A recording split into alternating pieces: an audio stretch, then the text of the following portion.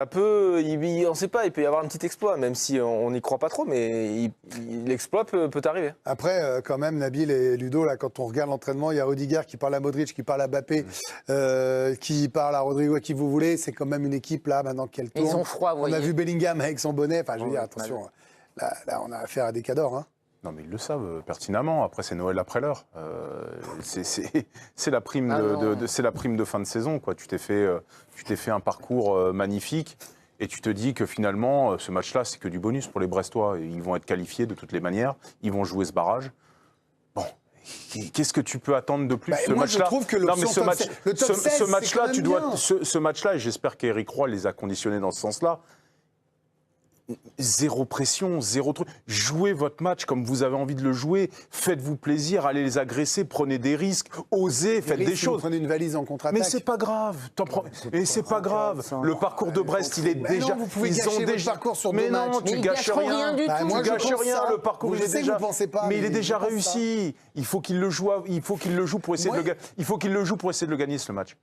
Et franchement, il y avait une place en top 8 encore accessible. Mais ils l'ont pas eu. Il y a une place en top 16. Ils l'ont pas gâché. Karine, elle est possible, une victoire. Ils vont essayer demain. Vous pouvez le faire. Enfin, s'ils perdent, on ne va pas leur taper dessus. S'ils perdent 5-0, on leur tape pas. Bien sûr que non.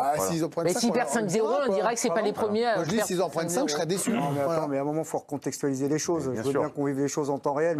Mais là, c'est comme un texte de Blaise Pascal. C'est infiniment petit contre infiniment grand. Si on vous avait dit ça il y a 3-4 ans, Brest face au Real Madrid.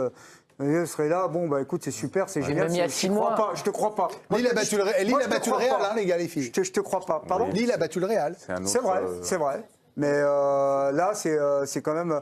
Là, tu prends un joueur du Real, c'est le budget du club, là, en face. Tu prends Mbappé, là, c'est 3 fois, c'est le budget sur 10 ans de Brest, quoi. Non, mais je caricature. Mais c'est fantastique. Et je pense qu'ils vont quand même montrer des choses par séquence. Mais l'équipe qui a la pression, c'est pas Brest, là. Hein. C'est le Real. Ils sont derrière au classement, ils sont à combien Ouais, le Real, ils sont 16e ou 17e, là. Voilà. Oui, mais vous parliez des anomalies dans cette Ligue des Champions, le PSG, City, mais le Real, on n'en parle pas. Jamais le Bayern n'est pas très haut. 16e, quoi. Non, mais on dit pas. Mais sur ce match-là, il faut s'offrir le grand frisson. Il faut les regarder les yeux dans les yeux et puis essayer de. Faut essayer de se. Non, mais ces joueurs-là ont attendu ce type de match toute leur vie. Combien de joueurs de Brest qui ont joué l'Europe et ce type de match? Quasi aucun. Et peut-être que tu ne le rejoueras pas l'année prochaine. Oui. Profite du moment. Non, mais moi, j'étais dans l'émission. Ne subis pas l'événement, en fait. Camara, Magnetti, au taquet, là, au milieu. J'étais dans l'émission au début, là, quand il y a eu le tirage. Alors, je ne vais pas balancer. Moi, je n'en faisais pas partie. Mais j'entendais des gens qui disaient ils vont faire 2 points, 1 point, 0. Et toi, tu savais. J'ai Djibril qui m'avait dit qu'il se qualifierait top 24. On va écouter Carlo Ancelotti parler du retour en forme de Kylian. Moi, je pensais qu'ils allaient faire 0. Kylian avait besoin d'avoir du temps pour s'améliorer physiquement et s'adapter à l'équipe. Il est très motivé, c'est un joueur qui aime jouer avec l'équipe. On profite maintenant de sa qualité et de sa présence. Même Kylian Mbappé, la Benoît. Là, il a encore mis un triplé ce week-end. Contre qui ? Non, mais d'accord, mais là, il en met contre tout le monde. Hein. Je veux dire, je trouve que c'est plus. Pas contre Liverpool. Ouais. Il est vraiment en train de monter en puissance et on a envie de le voir scorer en Champions League, de réitérer ce genre de performance. Mis à part les buts qu'il a marqués, ce qui est encourageant, c'est que dans le jeu, on le sent beaucoup plus athlétique, beaucoup plus tonique. Comment on retrouve ses cannes? C'est quoi la baguette magique? Moi, je pense. L'adaptation aussi. Moi, je pense qu'il a.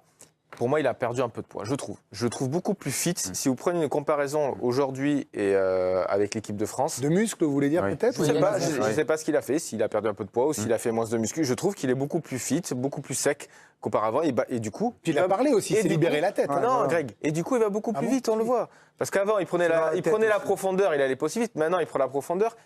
À nouveau.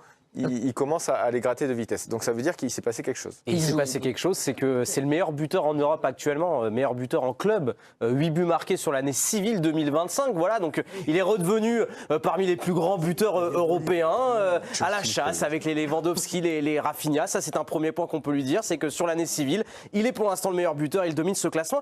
Et Benoît, vous parliez de jeu. Tiens, on a regardé un petit peu depuis qu'il est au Real. Vous voyez, c'était un but sous toutes les 139 minutes. Maintenant, c'est un but toutes les 78 minutes. Et c'est peut-être les 2 dernières colonnes qui sont intéressantes sur le jeu, c'est qu'il réussit un dribble de plus par match et dans les duels il est meilleur et il remporte 5,6 duels par match, là il n'en remportait que 4, donc il y a même une montée en puissance athlétique et technique de la part de Mbappé. On rappelle, demain, on vivra tous les matchs en multiplex. Ça va être un truc de dingue. Le classement va évoluer chaque seconde. On sera là, nous, avant, pour faire un point sur tous les enjeux. On sera partout pour tout vous expliquer, tout vous montrer.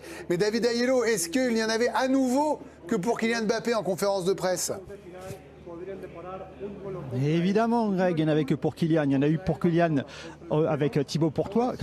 On lui a demandé si c'était le meilleur joueur du monde. Oh là là, la question piège. Thibaut Courtois a répondu oui, bien sûr, c'est l'un des meilleurs joueurs du monde, avec Vini, avec les autres. Et puis, même chose pour Carlo Ancelotti sur la question de savoir si le renouveau du Real était uniquement dû à Kylian Mbappé. Là aussi, le coach italien, on sait que politiquement il est très agile et donc il a bien pris soin de ramener quand même tout le groupe sur le devant de la lumière et de la scène pour rappeler qu'il n'y avait pas que Kylian non plus au Real. Merci mon cher David. Il n'y a pas que Kylian au Real. Mais non. Mais ouais, il n'y a pas que Kylian au Real, mais quand Kylian il fait ça, il y a quand même beaucoup de Kylian. C'est quand même une réalité. On n'a rien compris à cette dernière phrase. Je dis que quand Kylian est là et qu'il va bien, il prend quand même le pas sur tous les autres. Les journalistes ou les suiveurs préfèrent parler de Kylian Mbappé que d'autres joueurs, et surtout en France. Ouais, c'est la star, on peut dire. Enfin, ça dépend le pays, évidemment. Vinicius, au Brésil, il parle de Vinicius. Hein. Non, je vous assure, Mbappé, bon mais parce que Vinicius, quand il met un triplé, il parle de... Allez, aux États-Unis, vous parlons que de Mbappé comme à l'époque. Oui, mais là, on parle de Vinicius. Oui, mais Vinicius au Brésil, mais il est moins populaire que Mbappé dans le monde. Sûr à 100%. C'est pas ce que vous avez dit. Si, j'ai dit qu'on parle que de Mbappé partout, quand il est en forme. Moi, je trouve, en tout cas. Moi, je vois aux États-Unis, on ne parle pas de Mbappé, mais peut-être. Mais quand vous parlez avec des gens, quand vous leur parlez football, le premier nom qui vient, c'est Mbappé. Où ça ? À l'étranger ? Ouais. Vous êtes à New York, ils vous parlent de Mbappé. Moi, je vais en Algérie, on me parle de Slimani, quoi. Vous êtes injouable, Nabil, là, dans ces cas-là. Vous êtes injouable. Mais il a raison. Ce que je ressens quand même, sur le cas Mbappé, bon. Après, il faudra voir l'équilibre contre les grosses équipes et tout. C'est bien, il stat, il est lancé. Je ressens surtout un soulagement, en fait, au Real. En fait, je dis pas qu'il y avait tromperie sur la marchandise jusqu'à présent, mais t'avais quand même, tu t'es dit, c'est pas le joueur qu'on a vu au Paris Saint-Germain, qu'on a vu en équipe de France. Et depuis son interview, on vient de recruter. Et là, j'ai l'impression qu'ils disent, ah bah ça y est, c'est celui qu'on a acheté, enfin acheté, celui en tout cas on a fait venir puisqu'il est arrivé libre. Qu'on voulait, en tout cas celui qu'on désirait ardemment. Et je pense surtout que c'est surtout le fait qu'il est enfin au niveau auquel eux ils escomptaient le voir. Donc c'était plus un soulagement, un retour à la normale presque. Exactement. Et donc aussi, quel genre d'accueil on peut s'attendre pour Kylian Mbappé ? Parce que je vous rappelle qu'il y a un petit contentieux avec les supporters brestois. La dernière fois que Kylian Mbappé avait joué face à Brest à Le Blé, ça s'était pas très bien terminé. Ça s'était terminé dans une ambiance franchement hostile. Alors en plus du scénario qui avait été dingue, les Parisiens menaient 2-0, ils s'étaient fait rejoindre 2-2 et Mbappé avait inscrit un penalty dans les toutes dernières minutes pour l'emporter. Il s'était montré très énervé en faisant signe aux supporters brestois de se taire. Pourquoi ? Parce qu'il avait expliqué qu'il n'avait pas du tout apprécié que le public brestois, du moins les supporters, ait lancé des insultes à l'encontre d'Hakimi. Une attitude qu'avait même jugé ridicule Éric Roy. Même Hugo Magnetti avait réagi en parlant d'un petit manque de classe. Alors est-ce que les supporters brestois auront la dent dure et garderont ça en tête et peut-être qu'on entendra quelques sifflets, je ne sais pas, vu l'accueil qu'il a reçu en arrivant. En tout cas, c'est une question qu'on peut se poser parce qu'il y a ce passif. Et dernière petite anecdote à vous dire, Brest, c'est le club contre lequel il a reçu le plus de cartons jaunes. Kylian Mbappé, 5 en tout, donc peut-être qu'il y aura aussi un excès d'engagement, on verra.